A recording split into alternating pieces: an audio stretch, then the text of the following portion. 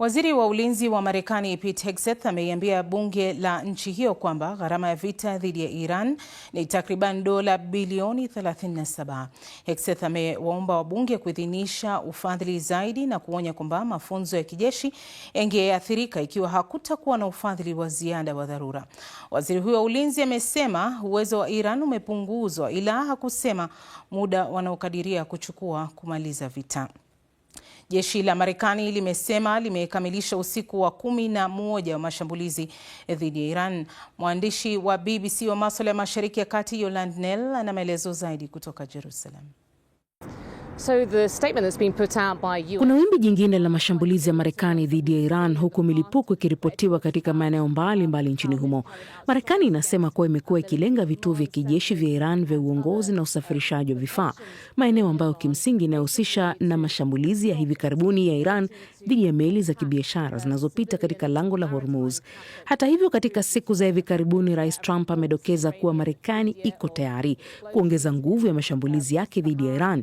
Ametoa ishara ya uwezekano wa shambulio dhidi ya mlima Pickaxe, eneo linaloshukiwa kuwa na shughuli za kinyuklia, hatua ambayo Iran imejibu haraka kwa kutishia kupanua wigo wa vita katika eneo hilo iwapo shambulio kama hilo dhidi ya eneo muhimu na la kimkakati litafanyika.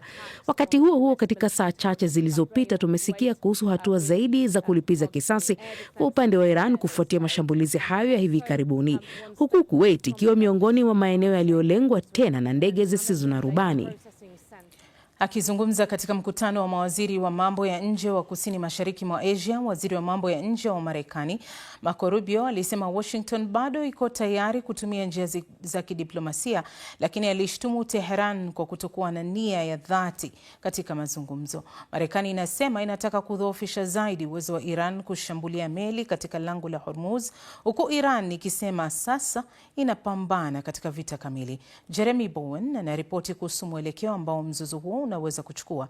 Ripoti yake inawasilishwa na Peter Mwangangi. Tishio lililopo kwa sasa ni kwamba vita vitazuka kwa ukubwa ambao tulishuhudia mwezi Machi.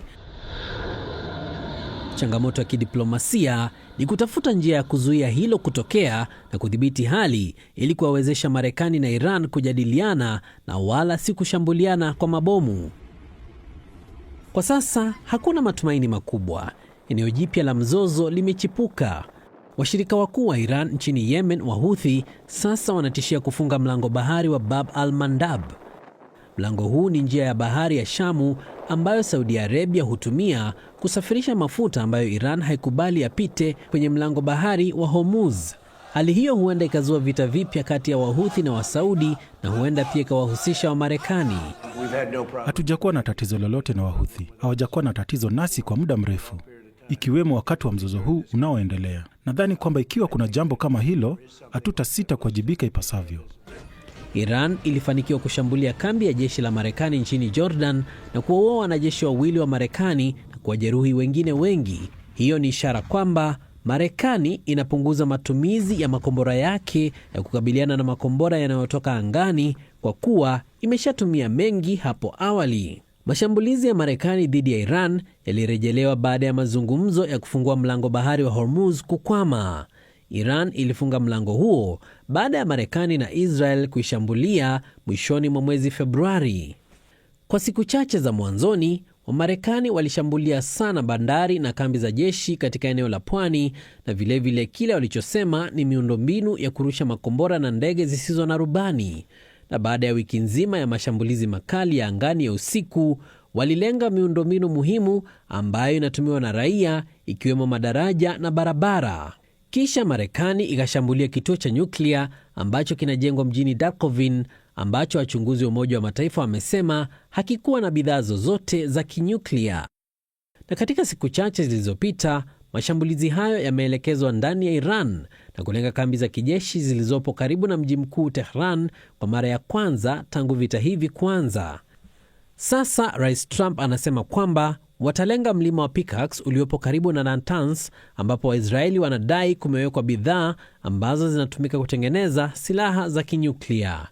Katika ufuo uliopo karibu na mlango bahari wa Hormuz, wafuasi wa utawala wa Iran walionyesha kuunga mkono. Hakuna ishara kwamba mashambulizi mapya ya angani yatawasaidia Wamarekani kushinda vita hivi zaidi ya vile ilivyokuwa kati ya miezi ya Machi na Aprili walipotekeleza mashambulizi makali kwa wiki 5 mfululizo. Mabango mapya yanayoonyesha ukiukaji wa hali hiyo yamewekwa kote jijini Tehran. Jijini Islamabad, waziri mkuu wa Pakistan alikutana na ujumbe wa Iran. Upatanishi unaosimamiwa na Pakistan na Qatar unaonekana kuwa suluhu yenye matumaini ya kumaliza mzozo. Marekani ina nguvu ya kuendelea kuishambulia Iran, lakini nguvu hiyo haijalazimisha utawala wa Iran kusalimu amri.